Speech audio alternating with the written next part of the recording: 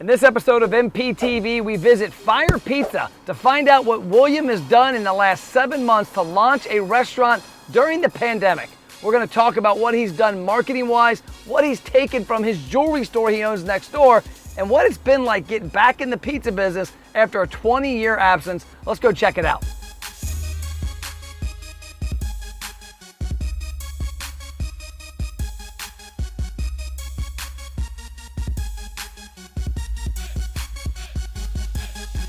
What's up? Matt here. We're back with another episode of MPTV. We're in Anderson, South Carolina, and we're at Fyre Pizza talking with the owner, William. William, welcome. Thank you. So who is this good-looking guy over my shoulder? Oh, okay. So tell us your story. Tell us about the restaurant and your background. I grew up in food service. Got out of it about 20 years ago, did a lot of jewelry work, and came full circle back into the pizza business. Always loved pizza, and felt like I can make a better pizza than what's available here. Now you've got another business that you've been doing for a long time as well. Yep, I'm a bench jeweler. I do custom jewelry work. I have a jewelry store. So that's right next door. Correct. So that's an interesting combination. Yes, it's retail. Yep. And I mean, maybe in the jewelry business, you're dealing with a lot of bridezillas. And over here, you're dealing with pizzazillas. Yeah. What has that transition been like for you the past, I guess, 8-9 months? It's been good. It's been easier than you might think. I've always been a believer, it doesn't matter what you're selling, you're in the people business. Yep. Food is no different. Yep. People respond to personalities and service. So it's been a pretty easy transition. And you started building this before the pandemic. Correct. But you got to a point last year during the pandemic that you decided, okay, we got to turn this thing on. Correct. We actually tried to get this open 3 years ago, had too many delays in construction, put us right on top of the pandemic without realizing it, and that hit, and we decided to hold off. And by August, we realized it was not going anywhere anytime soon, so we opened in September, right in the height of the pandemic, and just got it going that way, just the hard way. What's been the learning curve since then? Because obviously, typically you open a restaurant, you've got that honeymoon period, you've got that grand opening. I'm guessing you probably didn't have that huge influx. Didn't have that. Too many restrictions for seating, masks. People were just in general afraid to eat out. But a new kid in town for a restaurant, enough people were willing to try it that we did okay the first 3 or 4 months. When they lifted the seating restrictions, that was a big boom for us. And not quite 2 months ago, the masks kind of disappeared, and that's been a really big step. Okay. People are coming out again. What would you say is your biggest learning curve since you opened that you maybe didn't think about? Because like you said, it's been, 20 plus years in the food service? 20 years since I've been in food service. Dealing with the fact that everybody has a bullhorn in social media. You have to get around that and understand that that's just the way the world is now. Give your best customer service, and that's minimized. Beyond that, it had been 20 years since I'd made a pizza. I had to relearn how to do that and learn how to work an oven again. That was a neat experience. So why pizza? Obviously, was that the background before? That was what you knew you loved? That's what I loved. I'd done a lot of food service, the bar industry, but I always loved pizza. I could eat pizza 6 nights a week. Who could? Yeah, it's my favorite type of food, and just want to do something I enjoy. Yeah, you obviously have a good eye for the flavors, because I've just got done eating 5 different types of your pizza. Yep. Not because you're on camera, I'm telling you this, but they're all good. Thank you very much. Really enjoyed it, especially the one with the chicken and the bacon and the ranch sauce. Pigs on the wing. Pigs on a wing. I gotta remember that, pigs on a wing. So that tasted amazing. When you were launching the concept and working on the menu, working on the idea, you're in the fast casual segment, which is a little different than your traditional delivery pizza place, your mass marketed one. How did you land on exactly what you were going to do? Was it something to do with the geographic where you're at, what's around here, or? We had been traveling for vacation a few years ago and discovered this concept, kind of the idea, out of state. Had never seen it nor heard of it. Liked it, looked into franchising it, got back home and discovered that they gave state territories. Okay. And the state was already taken. Okay. And decided, I can do this as well as they did. Just put the legwork in, put in the grunt work, come up with my own idea, worked on my basic red sauce for about 2 years, and ate a lot of bad pizza for 2 years till we landed on that, and just decided we could do it better. So from a food standpoint, before you opened the restaurant, did you have everything settled? The pandemic hit, you opened up, what, last September? September, yeah. So September, at what point was the menu settled? I mean, because you obviously had this thing ready to go. We had 90% of it ready to go 6 months before we opened. Okay.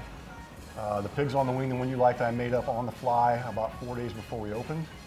And several of the other items were not quite finalized, but we're close. Okay. Well, I'd say it's probably a big advantage too to being a independent, is that you're not, there's advantages obviously to being a franchise, the systems, the process, procedures, proven things, the sauce, all that's done. But there is also, you are tied to a menu. Correct. That in your case, on the fly, pigs on a wing, and here it is, one of your top sellers. Correct. Yeah, it's my parents had been in franchises when I was a kid, and like you said, there's a lot of benefits. Plug and play. You don't have to put the grunt work in. Everything's smoothed out for you. But there's also a lot of handcuffs to being a franchisee. So there's pros and cons. And you're right. We can do whatever we want. If we want to try something on the spur of the moment, we give it a shot. If it doesn't work, we dismiss it and go on to something else. So speaking of your upbringing and your parents, we were talking about social media and everybody having a megaphone, like what your dad and I'm guessing your mom did back in the day at the fairs. They had a megaphone. Yes. Talk about that experience and seeing tell what your parents did or your dad did for a while. He was we used to tease him that he was a carny. He had a fully decked out food truck, and he traveled mainly in the Midwest doing state fairs. Toasted ravioli, if you're from the St. Louis area, you'll be familiar with that. Fried cheesecake, things like that, and loved it. He liked the interaction with people. He liked to travel a lot. He got to see different things. Always something new every day. My mother and stepfather were in food service from about the time I was 14. Okay.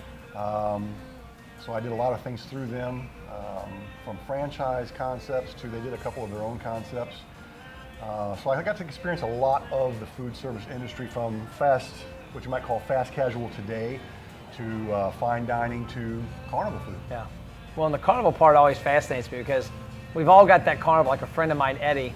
Shout out to Eddie Smith, Eddie's BBQ, Eddie's Corn on the Cob. He's back home. They have barbecue and corn on the cob, and his dad's been doing it for years. And when you got the local fair near you, Eddie's is there. And I actually saw a Facebook post the other day. He's like, hey, we're glad to be back this summer with fairs. And you go to that fair and you've got that product. The tough part about that is there's a built-in traffic. Like your dad's going to these events, he's paying a premium because there's that traffic. You don't have a guaranteed attendance here. Correct. What have you done to work on your marketing to get people down here? Because I know you got the busy street up there. You said movie theater down there. What have you guys done? At first, we gave away about 3,000 free pizza cards. I went all over town, every business within 5 miles of here, and asked how many employees do you have? And gave out free pizza cards. Please come try us. That was a good start, quite honestly. Not just because you're sitting here, but the work we've done with you guys has been the biggest factor in getting the word out. Okay. The first time we did the VIP, the response was overwhelming. We're like everybody else, we don't have quite enough staff because of the COVID situation, and it caught us off guard. A couple times we almost ran out of dough. Didn't plan well enough for the overwhelming response we got from that. And it brought us a lot of new faces that probably would not have tried us, and they keep coming back. We won them over, but that has been probably the biggest factor in getting the word out. Okay, break time. Restaurant owners, you're watching MPTV, so you're obviously interested in increasing your sales and profits. But what if I told you could eliminate the hope and pray out of your marketing? You could spend money and actually see results. Most marketing starts with attention, like a billboard. The problem is that attention leads nowhere. That's why we created the ROI Engine Restaurant Program. We take attention and gain huge engagement, whether it's in-store or online. We help you build a database with deep customer information that's comprised of email, cell phone, and birthday. And then we drive them into the restaurant with trackable results. Yes, results you can actually see. If you're interested and want to have a conversation, check out restaurantmarketingthatworks.com. Worst case scenario, you get a lot of great ideas. Now back to the show. So what would you say to restaurant owners? By the way, we appreciate your business, appreciate you working with us, and it's a crazy coincidence that we literally were going from Charlotte with the van behind us to Atlanta, and Doug's like, man, he's on the way. We're literally driving by, so everything's meant to be. What would you say to restaurant owners? Because I hear a lot, I'm sure there's people listening when this comes out that'll say, oh my God, I just puked giving away 3,000. They can't fathom that. Yeah. And I've always talked about, you've got to figure out a way to get their attention. Like everybody, marketing's attention, but you got to stop it. You got to get them to take action. Yep. And there's 3,000 pizza cards you handed out. And then with what we do with you, like the buy one, get ones or free dessert pizzas, things like that, people say, oh, I can't give away free food. And I'm like, well, you can, you have to, because if I've never been to your place and I've got a regular place down the street, what's going to make me turn in your parking lot? And if it's that free cinnamon pizza, which is awesome, amazing. If you ever get down here, that's amazing too. What's going to make them stop? Because it's like, that's one visit. We're going for the 50th visit. Yeah. So you've hit the nail on the head. You've got to break them out of their comfort zone. I am like most people. I drive the same way home every day without thinking about it. People eat at the same restaurants over and over again, probably half a dozen or 8 tops, without even thinking about it. What do you want tonight? Let's get pizza. You automatically go where you used to go. You've got to break them out of that mold, jar them in some way to get their attention, and giving away a free pizza is a great way to do it. The marketplace is extremely crowded and noisy with advertising. You've got to do something to cut through that clutter, and it's got to be enough to get their attention, and it's got to be an offer they don't want to pass up. And a free pizza does that. And that's the part for me that really surprises me, the number of entrepreneurs that are adverse to that. When we had our boat dealership, my background for 9 years, we had a really successful boat dealership.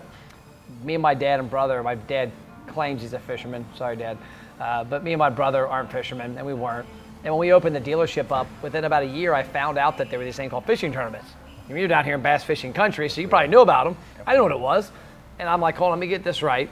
Every week in the region, there's 40 or 50 places that people go to that fish and have boats, what we do, and compete.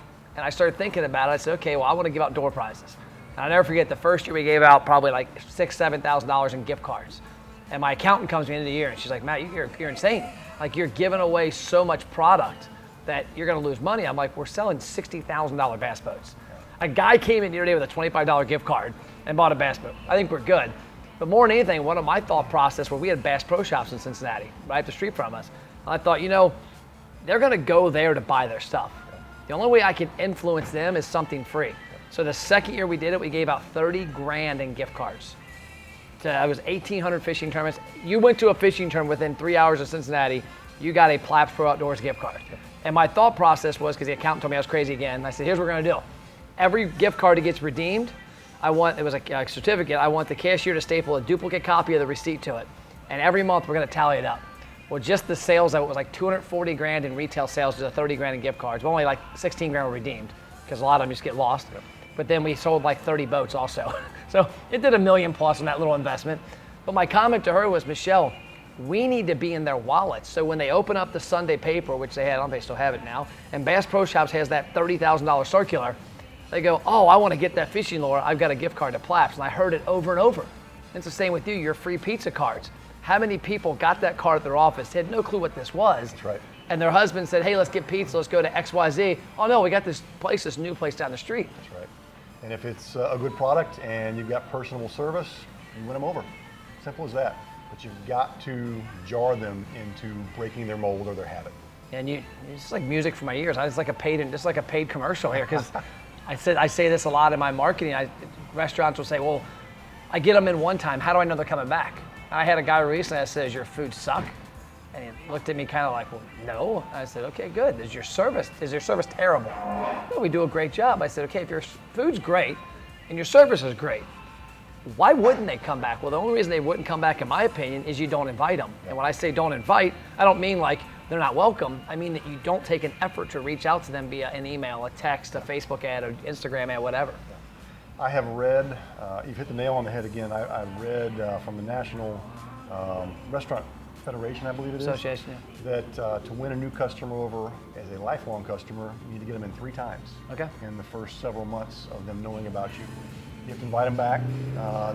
You have to give good service and good product each time, but after the 3rd time, you've got a new customer who will think of you as the new mold or the new habit. when they decide to go for pizza, they don't even verbalize it to the rest. Everybody knows, okay, we're going to Fyre. Yeah. But you have to lay the foundation. And I think a lot of people, having been in different businesses, especially the jewelry business, people understand you have to spend money to make money in that business. I think a lot of restaurateurs have forgotten you are still in the people business and you're still a business. Yeah. You're selling food, but you still have to spend money to make money.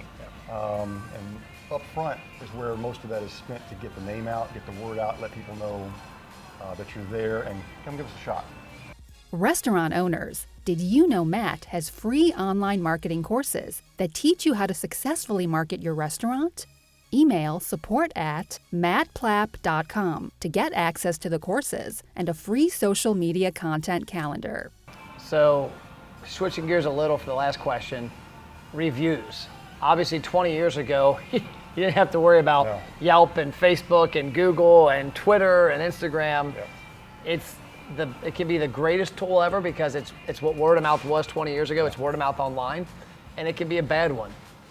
You have the jewelry store. I'm sure there's the fair share of similar experiences there. What is your approach to reviews and how you tackle them with yourself, with your team online? Try and be personable. Most people just want to be heard. Same thing as a face-to-face complaint. You don't want to tell somebody that's not how we do it, or that's not our policy, or you're wrong. Basically, you let them vent. They just want to be heard. They want to know that they matter to you, that you don't take them for granted. And then you ask them, how can I make this right? If we screwed up, we will make it right. We're human beings. We are going to step in it from time to time. All we ask is you give us a chance to correct it. Yeah. We're not perfect. And the social media, it's word of mouth on steroids. And I don't care how good you are, you're going to have somebody that's not happy with you. Yeah. The trick is try your best to reach out to them and say, we're sorry. We're not sure where we failed, where the failure was. Please explain to us where we let you down, and we will address it. Give us another shot. We'll make sure that we knock it out of the park for you. All we can do is try and correct it. We apologize, and we understand you are disappointed. We don't take that lightly. We appreciate you, and we're going to try our best to make you happy. Cool. I love it. All on your sword. So in closing, I always ask a question. You're a busy entrepreneur. You've got this business. You got the one next door. What do you do to put it on airplane mode? You got your phone. Before we sat down, we turned our phones on silent. What do you do to silence this and to keep your energy levels right and your mind right? Play with my dogs. Go home. Don't turn the TV on. Don't watch the news. Yeah. Talk to my kids and my wife. Basically turn off any and all electronics for that hour or two before I go to bed. Try and exercise a little bit, declutter, get some adrenaline pumping, forget about the world. But basically, you hit the nail on the head again, turn it off. Turn your phone off, don't have the TV on with the volume down, just cut it off. It's a must do. Now two things you said there which I like. I don't know if you've seen the book or not, but it's by Cal Newport called Deep Work. Okay. And Deep Work is a book. He talks about people that have a deeper meaning in life from a business standpoint. That if every 5 minutes your phone is an alert, you're not taking time to work on your business or even your life. And that's a big thing, I think, getting home, turning off devices. Another thing too, I think restaurant owners, we all get sucked into it, especially with the past couple election cycles, is the news. Yeah. There's nothing good on it. No. At the end of the day, I can promise you, if you turn on any news channel, you're angry. It's negative, you're angry. Well, if you just left here and you had a bad, stressful day, and then you get home and you turn on Fox News or CNN or whatever, their whole goal is to trigger you. Yep. And the next thing you know, that leads down a rabbit hole. So I love it. Those are two great ones. Well, cool. I appreciate your time. I look forward to getting back to the pizza that's left over. Hopefully Doug and Gabriel and David left some for me, but keep up the great work, and thanks for being here. Thank you. Thank you.